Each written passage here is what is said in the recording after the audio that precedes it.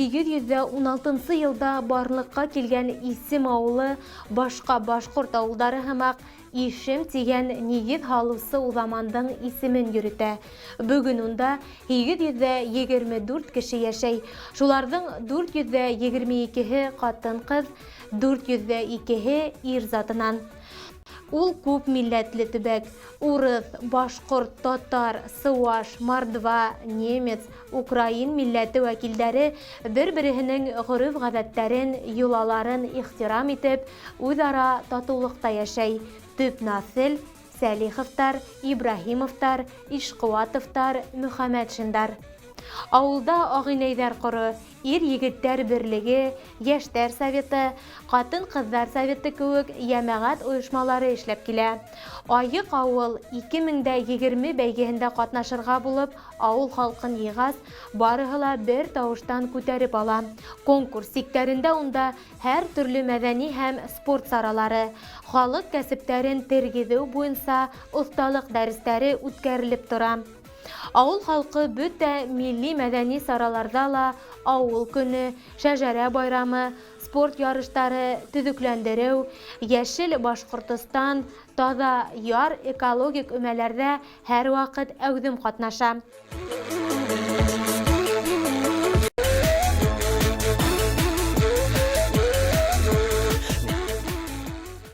Халык көсе менән хыргалакта шыуы, сәкән һугу өчен күлдәге боз шымартып тазартылды. Ирекле халык дружинаһы эшелә йәнле бара. Улар һәр көн тиерлек кис рейдка сыга. Яшьләр арасында хукук бозу осрактарын искәртүдә уларның эше баһалап бөткеһез әһәмиятле. Өлкән яшьтәге хатын-кызлар сәламәтлек дигән төркем оештырды. Улар кис һайын скандинавса йөрүгә сыга. Һаулык хаклау өлкәһендә эшләгән хезмәткәрләр дә был бәйгегә үз өлештәрен индермәй калманы.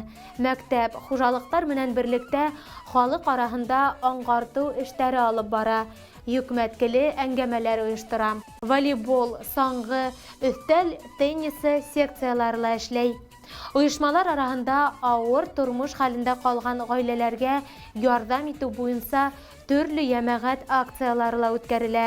Гаилә үзәге хезмәткәрләре гаилә кыйммәтләрен тергезү, хаклауга арналган лекциялар укый, әңгәмәләр оештыра.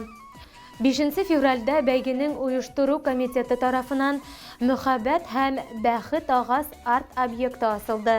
Театрлаштырылган тамашала Байгазаковтар гаиләһе Бәхет агасына Мөхәббәт йоҙағы элде.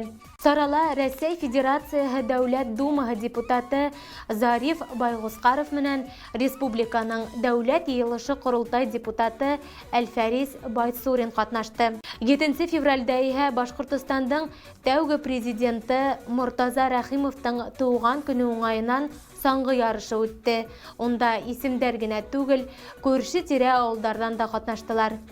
19 февральдә Аек авыл 2020 бәйгеһе сиктәрендә сәламәтлек һәм озон ғүмерлелек йылына арналган һаулык фестивале оештырылды.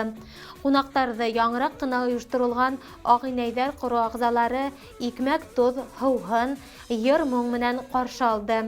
Милли ризыҡтарҙан торған мул табын ҡороп, уңған, егәрле ҡатын-ҡыҙҙарҙың ҡул эштәренән торған бай күргәҙмә әҙерләп, агыйнәйҙәр байрамға ихлас әҙерләнгән. Сара яман ғәҙәттәрҙе һәм таш зәхмәтте һынландырған ҡоролмаларҙы үртәү менән тамамланды. Төрлө йәмәғәт ойошмаларын, ауыл халҡын берләштергән сарала район хакимиәте башлығы Ғайса Янбаев менән медицина фәндәре докторы, профессор, бөтә донъя башҡорттары ҡоролтайы президиум ағзаһы, яҡташыбыҙ Сәлиә Мырҙабаева ҡатнашты.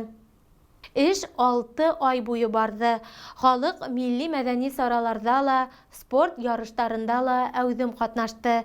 Иң мөһиме, халык ысын мәғәнәһендә тормош йәмен, тормош тәмен тойҙо. Алкоголь эсемлектәрһеҙ ҙә күңел асырға була икәнлегенә инанды. Был тәңгәлдә эш киләсәктә лә дауам итер тип өмөтләнәбеҙ.